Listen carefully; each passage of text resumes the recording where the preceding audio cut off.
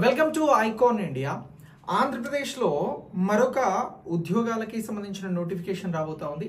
ఇప్పటికే ఆంధ్రప్రదేశ్లో mega DSC ఉద్యోగాల భర్తీ ప్రక్రియని ఆంధ్రప్రదేశ్ ప్రభుత్వం చేపట్టింది.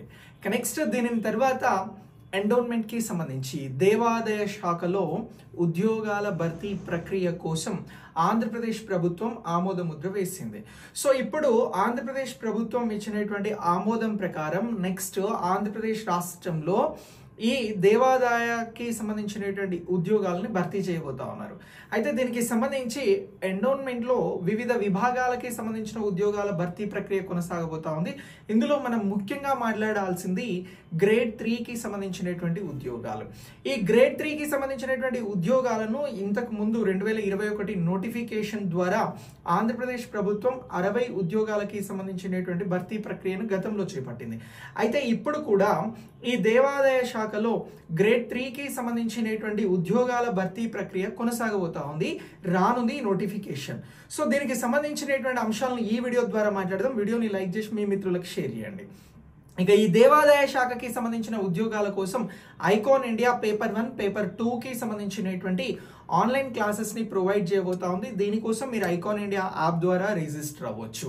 ఇక మనం ఈ 2021కి సంబంధించినటువంటి నోటిఫికేషన్ తర్వాత దేవాదాయ శాఖలో మళ్ళీ 2025కి సంబంధించినటువంటి ఖాళీలను భర్తీ చేసేందుకు ఇప్పుడు ప్రభుత్వం సిద్ధమైంది.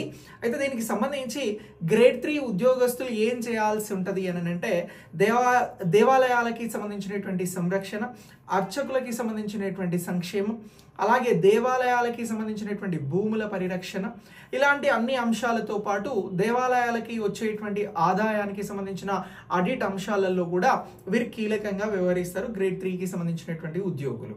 అయితే ఇప్పుడు ఆంధ్రప్రదేశ్కి సంబంధించి ఈ నోటిఫికేషన్లో భర్తీ కాబోయేటువంటి దేవాదాయ గ్రేడ్ 3 ఉద్యోగాల కోసం ఎలా ప్రిపేర్ అవ్వాలి, దీనికి సంబంధించిన ఏజ్ లిమిట్ ఎంత ఉంటుంది అని అంటే మనం ఒకసారి ప్రీవియస్కి సంబంధించిన నోటిఫికేషన్తో దీన్ని కంపారిజన్ చేసి చూస్తే అంటే మనకి 2021లోనే గత నోటిఫికేషన్ వచ్చింది గ్రేడ్ 3కి సంబంధించి. సో ఆ పాయింట్ ఆఫ్ వ్యూలో మనం మాట్లాడాల్సి వస్తే ఈ ఎవరైతే ఈ ఓపెన్ కేటగిరీకి సంబంధించిన అభ్యర్థులు ఉంటారో వారికి సంబంధించి 42 సంవత్సరాల వరకు కూడా ఎలిజిబిలిటీ ఉంటుంది. ఇక ఎవరైతే రిజర్వేషన్స్ పాయింట్ ఆఫ్ వ్యూలో ఉన్నటువంటి అభ్యర్థులు ఉన్నారో వారికి 5 సంవత్సరాలను అడిషనల్గా ఇక్కడ ఇవ్వడం జరుగుతూ ఉంది అవకాశంలో.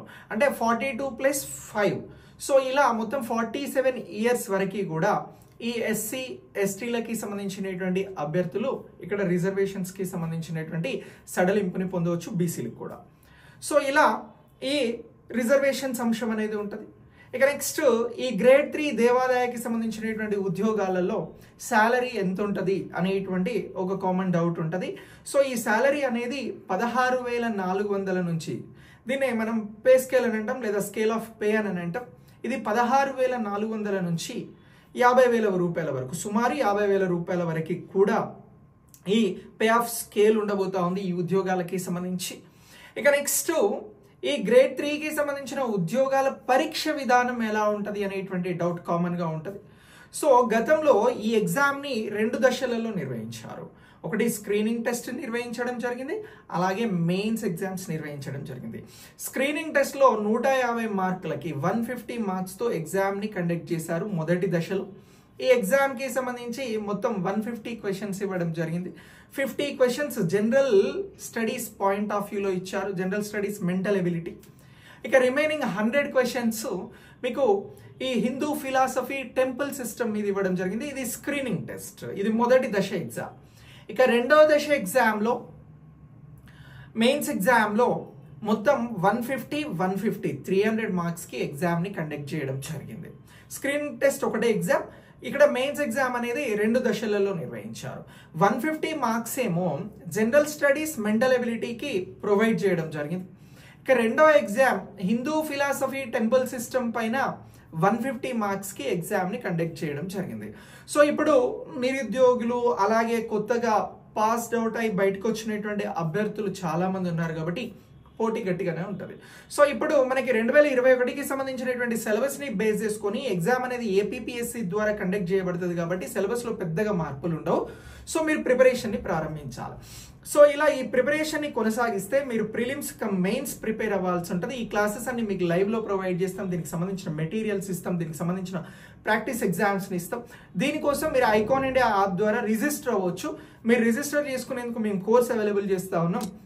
ఈ కోర్స్ ద్వారా మీరు రిజిస్టర్ అవ్వండి. దీనికి సంబంధించినటువంటి అప్డేట్స్ ఎప్పటికప్పుడు నేను అందిస్తూ ఉంటాను. సో ఛానల్ని లైక్ చేయండి, అలాగే సబ్స్క్రైబ్ చేయండి, వీడియోని మీ మిత్రులకి షేర్ చేయండి.